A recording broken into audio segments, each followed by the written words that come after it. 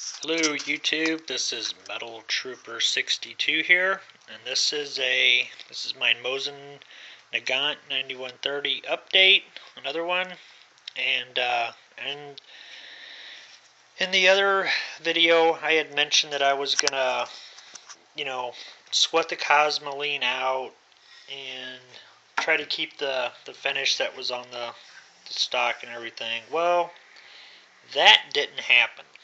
I first started off using the heat gun and everything to sweat the Cosmoline out on the, on the upper handguard here. And since I've never done it before, I mean, the Cosmoline came right out. I kept wiping it. Well, I kept seeing, you know, like little bubbles and stuff, and it was basically me scorching the the finish that was on there, either a shellac or lacquer or whatever they put on this rifle back in 1940. But when I went to wipe it off and that, the finish came right off and it was bare wood, so I took the super fine steel wool and it came right off. So I was like, hell, I'm just gonna do the whole stock. So that's what I did. This is the upper hand guard, and the wood looks really good. There's a couple spots I gotta do a little bit more sanding on, but for the most part, it turned out really well. And there's not a whole lot of dings or gouges in this, so it's going to be a really nice finish after I get this done. But yeah, it turned out really well. And like I said, I used the heat gun and basically sweat all the Cosmoline out. And I kept wiping and wiping. And then just kind of scorched the finish a little bit to where I didn't burn the wood, but I just scorched the finish, and it came right off. And I didn't have to use no harsh chemicals or anything like that. Although I did use it on the rear part of the stock, and I'll show you why I decided to do that. But yeah, this is looking really good. I probably should have just decided to do this in the first place, but yeah, it's nice and smooth, and it's looking really good. Like I said, there's very few minor dings and everything, but I know on some of these Mosins, they were in a hurry to build them, and they kind of put like a toe splice on the stock.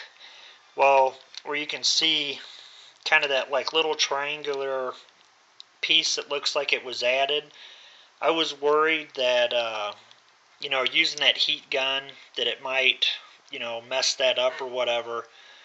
But I don't know if you can see it, but there's kind of a section right there that you can see right there where they kind of dovetailed it.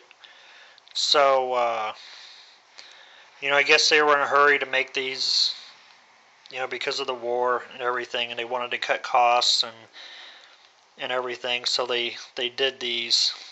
But yeah, so I noticed that after I got it cleaned up a little bit. So, but I mean, the wood on this side looks like it matches pretty good.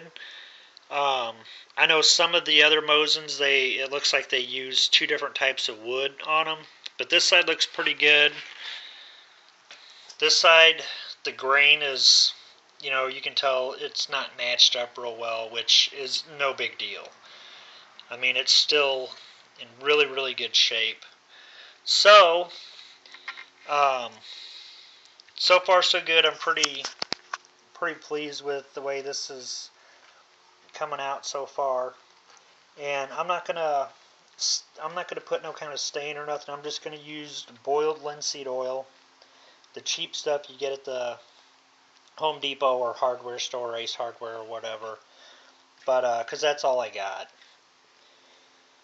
And then um, it really depends. I don't know if I'm gonna put any kind of sealant on it or anything.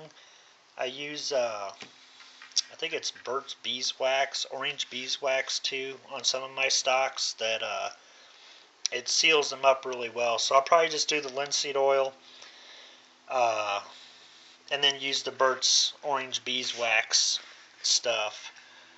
But yeah, I keep saying this, but yeah, it came out really well.